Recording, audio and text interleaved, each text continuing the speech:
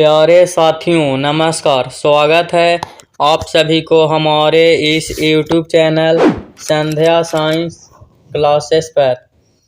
कैसे हैं आप लोग? मैं उम्मीद करता हूं आप सभी मस्त और स्वस्थ होंगे और अपने पढ़ाई पर ध्यान दे रहे होंगे। तो आज की इस वीडियो में हम 12th क्लास का केमिस्ट्री यानी रसायन शास्त्र, ठीक है, उसका फर्स्ट चैप्टर का सब्जेक्टिव क्वेश्चन करेंगे, जिस चैप्टर का नाम है ठोस अवस्था। इसका ऑब्जेक्टिव क्वेश्चन कंप्लीट हो गया है, ठीक है। तो 12th बोर्ड एग्जाम 2024 के लिए केमिस्ट्री करेंगे, ठीक है। फर्स्ट चैप्टर, जिस चैप्टर का नाम है ठोस अवस्था, सब्जेक्टिव क्वेश्चन आंसर 2024 एग्जाम के लिए, ठीक है। तो आइए शुरू करते हैं। तो पहला प्रश्न है, ज्वालक बिंदु से आप क्या समझते हैं? ठीक है, पहला प्रश्न है, ज्वालक बिंदु से आप क्या समझते हैं?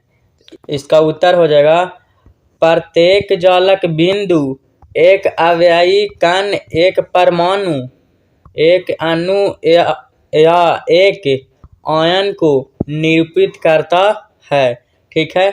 ज्वालक बिंदु से आप क्या समझते हैं? तो इसका डिफिनेशन फिर से समझ लीजिए। प्रत्येक ज्वालक बिंदु एक अवयवी कण, एक परमाणु, एक अणु या एक आयन को निरूपित करता है, उसे ज्वालक बिंदु कहते हैं, ठीक है। तो पहला प्रश्न हो गया। अब चलिए दूसरा प्रश्न की ओर चलते हैं, ठीक है। दूसरा नंबर प्रश्न है, सामान्य लवण NaCl कभी कभी पीला क्यों दिखाई देता है? ठीक है, लवण यानी NaCl कभी कभी पीला क्यों दिखाई देता है? तो इसका उत्तर हो जाएगा, सोडियम क्लोराइड NaCl का पीला रंग उसके ऋणायनी स्थल पर उपस्थित अयुग्मित इलेक्ट्रॉन के कारण होता है, ठीक है। फिर से समझिए, सोडियम क्लोराइड NaCl का पीला रंग उसके ऋणायनी स्थल पर उपस्थित अयुग्मित इलेक्ट्रॉनों के कारण होता है। इन स्थलों को F केंद्र कहते हैं। इन स्थलों को F केंद्र कहते हैं, ठीक है। इलेक्ट्रॉन उत्तेजित होने के लिए दृश्य प्रकाश से ऊर्जा का अवशोषण करते हैं। दृश्य प्रकाश से ऊर्जा का अवशोषण करते हैं, यानी ऊर्जा को, प्रकाश को अपनी ओर खींचते हैं, अवशोषित करते हैं, अवशोषण करते हैं, ठीक है, जिससे क्रिस्टल पीला दिखाई देता है, ठीक है। तो दूसरा नंबर प्रश्न कंप्लीट हो गया। आइए अब तीसरा नंबर प्रश्न की ओर। तो तीसरा नंबर प्रश्न है, गर्म करने पर श्वेत ZnO पीला क्यों हो जाता है? ठीक है, गर्म करने पर सफेद ZnO पीला क्यों हो जाता है? तो इसका उत्तर हो जाएगा, तीसरा नंबर प्रश्न का उत्तर हो जाएगा, गर्म किए जाने पर ZnO निम्नलिखित अभिक्रिया के अनुसार ऑक्सीजन खोता है, ठीक है। ऑक्सीजन खोता है, निम्नलिखित अभिक्रिया के अनुसार ZnO ऑक्सीजन खोता है। तो इसका आगे और समझिए,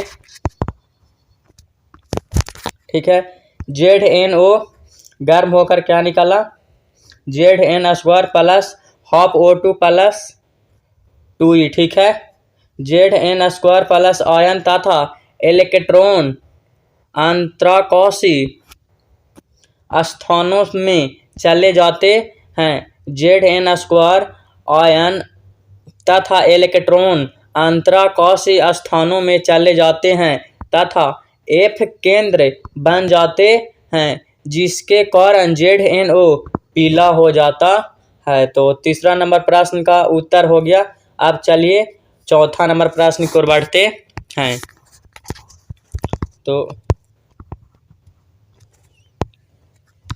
चौथा नंबर प्रश्न है, ठोस असंपीड्य क्यों होते हैं? ठोस असंपीड्य क्यों होते हैं? तो इसका उत्तर हो जाएगा ठोसों के अवयवी कणों, परमाणु, अणु, आयन आदि में मध्य दूरी बहुत कम होती है। ठीक है, ठोसों के अवयवी कणों, परमाणु, अणु, आयन आदि में मध्य दूरी बहुत कम होती है। इन्हें और अधिक पास लाने पर इन कणों में इलेक्ट्रॉन अभ्रों में प्रतिकर्षण प्रारंभ हो जाएगा, अतः इन्हें अधिक पास नहीं लाया जा सकता है या नहीं लाया जा सकता। ठीक है, तो चौथा नंबर प्रश्न का उत्तर हो गया। अब अगला यानी 5वां नंबर प्रश्न की ओर बढ़ते हैं। तो 5वां नंबर प्रश्न है 5 के ए में बिंदु दोष की परिभाषा लिखें। ठीक है, क्या कह रहा है? बिंदु दोष की परिभाषा लिखें या क्रिस्टलों में बिंदु दोष से आप क्या समझते हैं? दोनों प्रश्न एक ही कह रहा है, बिंदु दोष की परिभाषा लिखें या क्रिस्टलों में बिंदु दोष से आप क्या समझते हैं? ठीक है, तो इसका उत्तर हो जाएगा, बिंदु दोष का उत्तर हो जाएगा, 5वां नंबर प्रश्न का उत्तर हो जाएगा बिंदु दोष एक क्रिस्टलीय पदार्थ में एक बिंदु अथवा एक परमाणु के चारों ओर की आदर्श व्यवस्था में अनियमितताएं अथवा विचलन बिंदु दोष होते हैं। ठीक है, तो 5वां का ए का आंसर कंप्लीट हो गया। अब देखिए 5वां नंबर में 2 प्रश्न पूछा है, एगो ए में करके एक बी में। तो ए का उत्तर हो गया, आंसर हो गया। बी में चलिए, बी प्रश्न क्या कह रहा है?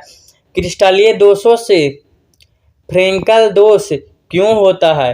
क्रिस्टलीय दोषों से फ्रेंकल दोष क्यों होता है? तो 5 का बी का आंसर देखिए,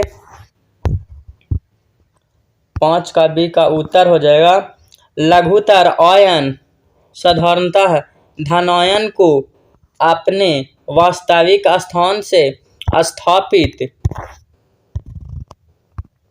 होकर अंतराकाश स्थान में चले जाने के कारण उत्पन्न बिंदु दोष को फ्रेंकेल दोष कहते हैं। ठीक है, यह वास्तविक स्थान पर रिक्तता दोष और नए स्थान पर अंतराकाशी दोष उत्पन्न करता है। इसे विस्थापन दोष भी कहते हैं। तापक्रम बढ़ने से यह दोष बढ़ता है। ठीक है, तो 5 का बी का भी उत्तर हो गया। ठीक है, तो अगला यानी 6ठा नंबर प्रश्न की ओर बढ़ते हैं।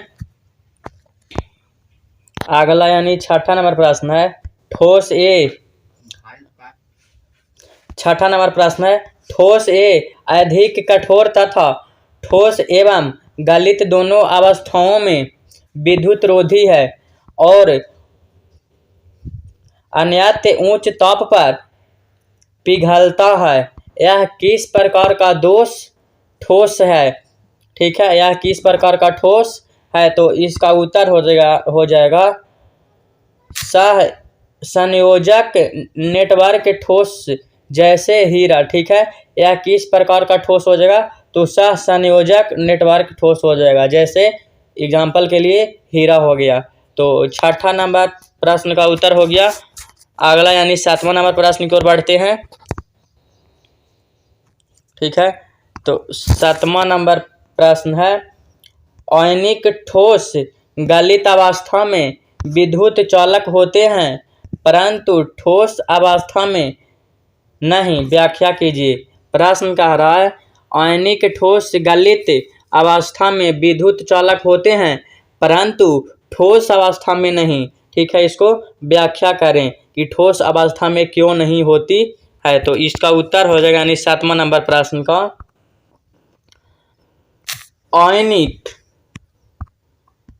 आयनिक ठोसों में विद्युत चालकता आयनों की गति के कारण होता है। चूंकि ठोस अवस्था में आयनिक गतिशीलता नगण्य होती है, ये इस अवस्था में चालक नहीं होते हैं।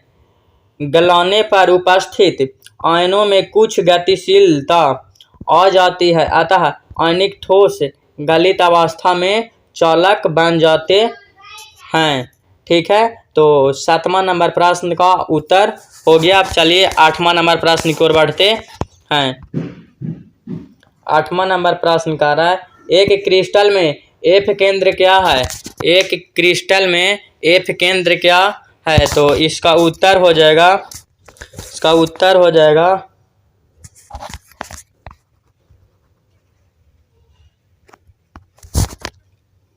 8वां नंबर प्रश्न का उत्तर हो जाएगा, जब क्षारीय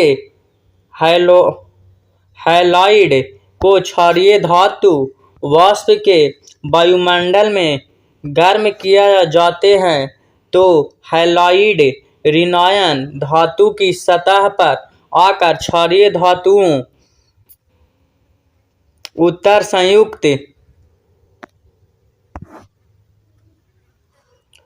संयुक्त हो जाता है तथा इलेक्ट्रॉन रिक्त कणों में विसरित हो जाते हैं। इलेक्ट्रॉन जो ऋण आयन रिक्तियाँ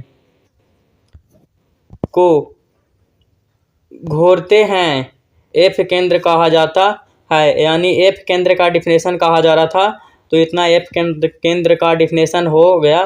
ठीक है, अगला यानी 9वां नंबर प्रश्न की ओर बढ़ते हैं। ठीक है, तो 9वां नंबर प्रश्न कह रहा है, जब एक ठोस को गर्म किया जाता है तो किस प्रकार का दोष उत्पन्न हो सकता है? प्रश्न फिर से समझिए, जब एक ठोस पदार्थ को गर्म किया जाता है तो किस प्रकार का दोष उत्पन्न होता है? इससे कौन से भौतिक गुण प्रभावित होते हैं और किस प्रकार? ठीक है, और इसमें प्रश्न पूछा कि इससे कौन से भौतिक गुण प्रभावित होते हैं और किस प्रकार? ठीक है, तो 9वां नंबर प्रश्न का उत्तर हो जाएगा, जब किसी ठोस को गर्म किया जाता है तो उसका परमाणु या आयन पदार्थ जालक स्थान से पूर्णतः हट जाते हैं। इससे परिक्ता का दोष उत्पन्न होता है। यह पदार्थ के घनत्व को कम करता है या कर देता है। ठीक है, यह पदार्थ के घनत्व को क्या कम कर देता है, क्योंकि कुछ परमाणु या आयन क्रिस्टल से हट जाते हैं। क्योंकि कुछ परमाणु या आयन क्रिस्टल से घट जाते हैं। ठीक है, इसके कारण कम हो जाता है।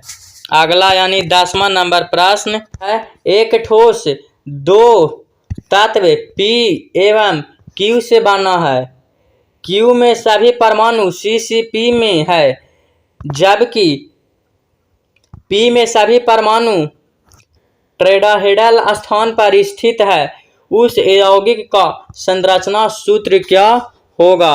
तो 10वां नंबर प्रश्न का उत्तर हो जाएगा, मान लिया कि CCP के Q में परमाणु की संख्या N अष्टफलकीय छिद्र की संख्या CCP में परमाणु की संख्या है। ठीक है, मान लिया कि CCP के Q में परमाणु की संख्या N अष्टफलकीय छिद्र की संख्या CCP में परमाणु की संख्या है। ठीक है,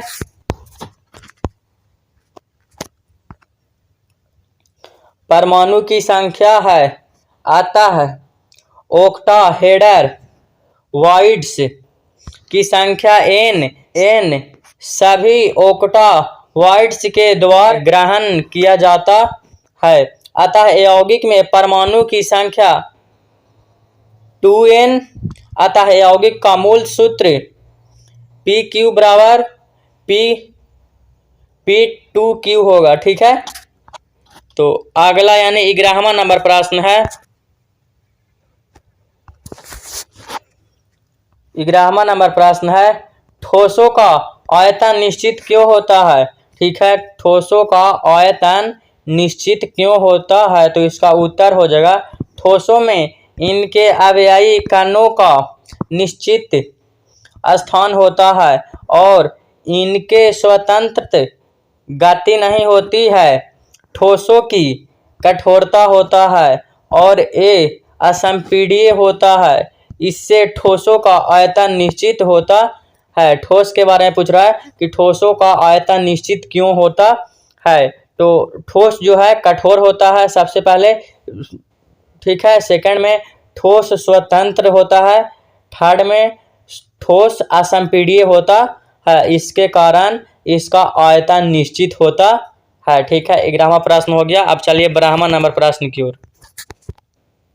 तो 12वां नंबर प्रश्न है कि इस प्रकार के ठोस विद्युत चालक आघात वर्धाय और तन्य होते हैं, ठीक है। कि इस प्रकार के ठोस विद्युत चालक आघात वर्धाय और तन्य होते हैं। तो इसका उत्तर हो जाएगा धात्विक ठोस, ठीक है। धात्विक यानी लोहा के बारे में कह रहा है, धातु की, ठीक है। तो ये क्या होते हैं, आघात वर्धाय और तन्य होते हैं। अगला यानी 13 नंबर प्रश्न, अगला यानी 13 नंबर प्रश्न है, इस चैप्टर का लास्ट प्रश्न है। वर्ग 14 के तत्वों को n प्रकार के अर्धचालक में उपयुक्त अशुद्धि द्वारा आप मिश्रित करके रूपांतरित करना है। यह अशुद्धि किस वर्ग से संबंधित होनी चाहिए, ठीक है। तो 13 नंबर प्रश्न का उत्तर हो जाएगा इसे वर्ग के तत्वों से आप मिश्रित करना चाहिए। यहाँ चालकता में वृद्धि ऋणावेशित इलेक्ट्रॉन के कारण होता है, ठीक है। यहाँ वृद्धि किसके कारण होता है, तो ऋणावेशित इलेक्ट्रॉन के कारण होता है। तो 13 नंबर प्रश्न का आंसर हो गया। तो आप लोग का 13 प्रश्न था कुल फर्स्ट चैप्टर यानी ठोस अवस्था से केमिस्ट्री में। तो पूरा प्रश्न समाप्त हो गया। तो इधर थोड़ा सा समझ लीजिए। आप लोग का केमिस्ट्री का फर्स्ट चैप्टर ठोस अवस्था का ऑब्जेक्टिव प्रश्न कंप्लीट हो गया है और सब्जेक्टिव प्रश्न भी आज कंप्लीट हो गया है। और बायोलॉजी और फिजिक्स का भी ऑब्जेक्टिव और सब्जेक्टिव प्रश्न कुछ चैप्टर का कंप्लीट हो गया है।